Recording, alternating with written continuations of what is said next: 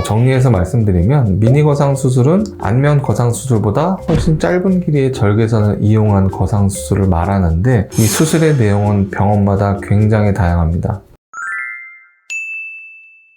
오늘은 미니 거상 수술이 도대체 뭔가에 대해서 설명드리고 안면 거상 수술과의 차이점에 대해서도 말씀드리도록 하겠습니다. 일반적으로 병원에서 미니 거상 수술은 안면 거상 수술보다 절개선의 길이가 짧은 거상 수술을 얘기합니다. 그래서 미니라는 얘기가 붙은 건데요. 안면 거상 수술은 귀 위쪽으로도, 귀 앞쪽, 아래쪽, 귀 뒤쪽, 또 헤어라인까지 전체적으로 절개선이 길게 디자인이 됩니다. 근데 미니 거상 수술은 귀 위쪽의 일부, 귀 앞쪽의 일부, 귀 볼을 포함한 뒤쪽의 일부, 처진 부위에 따라서 약간의 전체 안면 거상 수술 절개선의 일부를 이용하는 거상 수술을 얘기합니다. 자, 그런데 절개선만 같다고 모든 병원의 미니 거상 수술이 내용이 같냐? 그건 아닙니다. 정말 말 그대로 절개선을 짧게 해서 박리를 조금 한 다음에 처진 피부만 조금 잘라서 다시 꼬매는 방법으로 하는 미니 거상 수술도 있겠고요. 아니면 피부를 박리한 다음에 실리프팅을 하고 남는 피부만 제거하는 방법도 있고요. 아니면 정말로 스마스 아래층까지 박리해서 안면 거상 수술처럼 정말로 스마스의 근본적인 변화를 주는 미니 거상 수술하는 병원도 있을 수 있습니다. 자, 그러면 각각의 미니 거상 수술은 어떤 의미가 있고 어떤 방법으로 하는 게 제일 좋을까요? 자, 미니 거상 수술은 효과가 전혀 없다. 피부만 박리해서 남는 피부만 꼬매면 효과가 한 달도 안 간다. 이렇게 말씀하시는 선생님도 많습니다. 저도 전적으로 동의합니다. 자, 물론 피부는 어느 정도 10만큼의 범위를 박리를 하면 피부 자체가 수축이 돼서 한 20% 안팎 정도는 리프팅되는 효과가 있습니다. 그 자체만으로도. 그래서 피부 박리하고 이 남는 피부를 제거하고 잘라주면 어느 정도의 수술 효과는 보일 수 있습니다. 하지만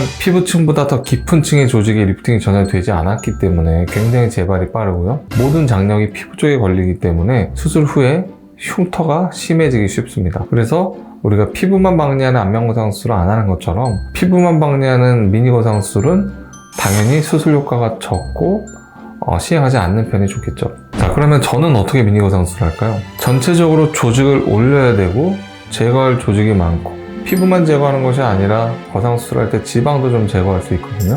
스마스도 제거할 수 있고요. 그래서 조직의 볼륨 변화를 근본적으로 줘야 되고 피부 처짐이 많은 경우에는 아예 안면 거상 수술을 권하고요. 그렇지 않은 경우에는 실리프팅을 권합니다. 자, 그러면 제가 하는 미니 거상 수술은 실리프팅을 하게 되면 충분히 당기면 이 실이 들어간 부분의 피부가 굉장히 심하게 접히는 분들이 많습니다. 이 남는 피부 때문에 그런데요. 자, 보통은 이렇게 심하게 피부가 접혀 있으면 안 되니까 그 접힌 피부를 이렇게 펴서 어느 정도 굴곡을 정리하고 실리프팅을 마치겠죠. 굴곡을 정리한다는 얘기는 실로 당겨진 조직을 다시 풀어준다는 뜻이거든요. 그러니까 피부 처짐이 조직 처짐에 비해서 피부 처짐만, 피부 여유만 어느 정도 보이는 분, 거상 수술은 여러 가지 면에서 부담스러운 분에 한해서 실리프팅하고 남는 여분의 피부를 제거할 목적으로 저는 미니 거상 수술을 합니다. 그러면 거상 수술보다는 조금 더 실리프팅에 가까운 수술이 되겠죠. 물론 여분의 피부는 제거할 수 있지만요. 그러면 그것도 수술 효과가 떨어지는데 미니 거상 수술하고 스마스는 건드려야지. 우리 병원은 미니 거상 수술할 때 스마스도 건드립니다 라고 수술하는 병원도 많이 있습니다. 저는 왜 그렇게 안 하냐면, 자, 미니 거상 수술할 때 절개를 하고 깊게 앞으로 지나가면 당연히 피부층 아래 스마스층을 노출시킬 수 있습니다. 자, 그러면 그 스마스만 잡고 당겨서 고정하는 것도 스마스를 고정했다고 말할 수 있고요. 그 스마스도 시야가 좁아서 힘들겠지만 그 스마스도 아래층도 박리해서 실제 안면 거상 수술하는 것처럼 스마스층만 실제로 당겨서 고정할 수도 있습니다. 자, 근데 이 두 가지 방법을 제가 안 하는 이유는 안면 거상 수술의 장점이 뭐라고 했죠? 피부와 스마스를 다른 방향으로도 할 수 있고 비슷한 방향으로 고정할 때도 굉장히 튼튼하게 고정할 수 있다는 장점이 있다고 말씀드렸잖아요. 아주 넓게 피부와 스마스를 박리해서 올려서 고정하는 것과 미니 거상 수술처럼 아주 좁은 범위만 박리해서 스마스를 고정하는 것은 스마스의 이동 양에도 차이가 생기고요. 스마스를 위에서만 당기면 우리가 맥스 리프트나 스마스 플리케이션이라고 해서 리프팅 자체를 많이 올릴 수가 없습니다. 바닥에 스마스가 붙어 있으니까. 그리고 당겨지는 부분은 스마스는 울고요.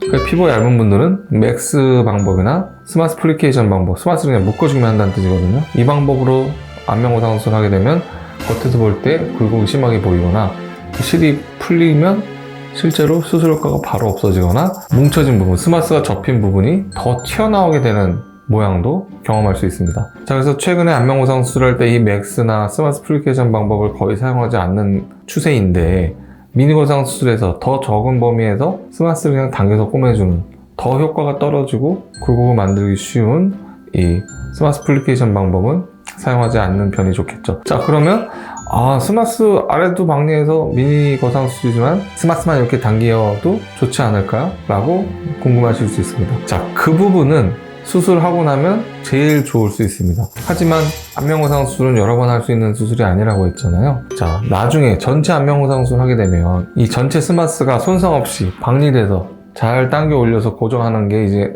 가장 좋은 방향일 텐데, 미니거상 수술할 때 스마스의 중간이나 위쪽이나 아래쪽이 잘려서 아니면 박리화돼서 고정하게 된다면 나중에 안면거상 수술할 때 아예 스마스를 이용한 수술이 불가능하거나 힘의 전달이 되지 않거나 수술이 굉장히 어려울 수 있겠죠. 스마스를 한번 건드리고 나면 스마스가 쌓고 있는 아래쪽 안면 신경의 위치도 바뀌거나 깊이가 달라질 수 있기 때문에 수술이 어려운 걸 떠나서 굉장히 위험할 수도 있습니다. 그래서 저는 미니거상 수술할 때 스마스를 건드려야 할 정도라면 안면 거상 수술을 해야겠죠. 그래서 적응증이 아주 많지는 않지만 조직의 처짐은 심하지 않은데 피부 자체가 많이 여유가 있는 분들에 한해서 여분의 피부를 제거할 목적으로 실리프팅으로 최대 효과를 내면서 이 피부를 제거할 목적으로 미니거상 수술을 시행하고 있습니다.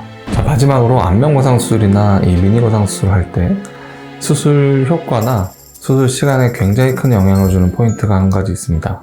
피부층의 두께가 귀 쪽부터 코 쪽으로 갈수록 굉장히 다양하게 변하고, 피부 두께를 얇게 할수록 그 바로 아래층에 있는 스마스의 두께를 두껍게 할 수 있기 때문에 스마스를 이용하는 수술을 할 때 피부 박리를 어떻게 하느냐가 굉장히 중요합니다. 거상 수술에서 피부 박리가 제일 중요하다라고 말씀하신 선생님들 꽤 많습니다. 저도 거기에 동의하고요. 스마스는 이 스마스 자체가 두께가 굉장히 다양하고 이 광대 근처에서는 아주 얇아지기 때문에 아무리 피부 박리를 조심해서 얇게 하고 스마스층을 두껍게 하려고 노력을 해도 이 광대 부분에서는 스마스가 찢어지거나 아주 얇아져서 충분한 힘의 전달을 주기가 어려운 경우도 많습니다. 그래서 이 피부 박리가 중요한 건데, 어떻게 보면 이 거상 수술 시간 중에 피부를 박리하는 시간이 상대적으로 가장 오래 걸린다고 볼 수도 있는데요. 이 부분을 실제로 눈으로 보면서 조금씩 아주 얇게 섬세하게 박리를 하지 않고 그냥 튜베센트 용액을 주고 가위로 이렇게 쭉쭉 밀면서 10초 만에 20초 만에 피부 박리를 할 수도 있습니다. 그렇게 해도 그 피부와 아래층 사이가 계일 결합이 약하기 때문에 피부층의 박리는 가능하지만 당연히 아주 균일한 피부층만을 박리하기는 불가능하고 상대적으로 더 두껍게 피부층에 들리기 때문에 스마스를 이용할 때 굉장히 어렵겠죠. 스마스가 아주 얇아질 수도 있고 중간중간 스마스의 두께가 더 달라질 수 있기 때문에 이 피부층을 박리할 때는 쉽게 박리하는 것보다는 직접 피부층을 보면서 아무리 시간이 오래 걸리더라도 조금씩 피부층을 얇고 균일하게 박리하도록 노력하는데 충분한 수술 시간을 할애해야 됩니다. 또 피부를 얇게 들면 좋은 이유가 안면신경이 스마스층보다 아래에 더 깊은 층에 있지만 이 광대 근처에서는 안면신경의 관자가지가 굉장히 스마스층에 가깝게 아주 얕게 지나가기 때문에 피부를 너무 두껍게 들다 보면 스마스를 박리하거나 조작할 때 이 안면신경의 관자가지가 손상되거나 영향을 받을 확률이 더 높아집니다. 그래서 신경 손상의 가능성을 줄이기 위해서, 피부 굴곡을 줄이기 위해서, 수술의 좋은 결과를 위해서, 튼튼한 스마스층을 얻기 위해서 가장 중요한 것은 피부층을 균일하고 섬세하게 박리하는 것입니다. 정리해서 말씀드리면 미니거상 수술은 안면 거상 수술보다 훨씬 짧은 길이의 절개선을 이용한 거상 수술을 말하는데, 이 수술의 내용은 병원마다 굉장히 다양합니다. 저는 절개선의 길이상 스마스를 효과적으로 처리할 수가 없고, 어설프게 스마스를 가르고 들어가거나 당기게 되면 큰 효과를 만들기도 어려울 뿐만 아니라 나중에 거상 수술을 시행할 때 스마스를 제대로 사용할 수 없게 되기 때문에 실리프팅과 병행해서 여분의 피부만 자르는 방법으로 미니거상 수술을 시행하고 있습니다.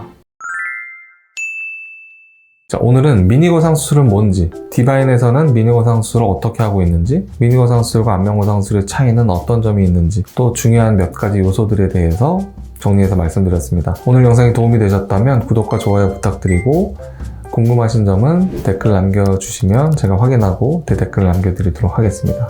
감사합니다.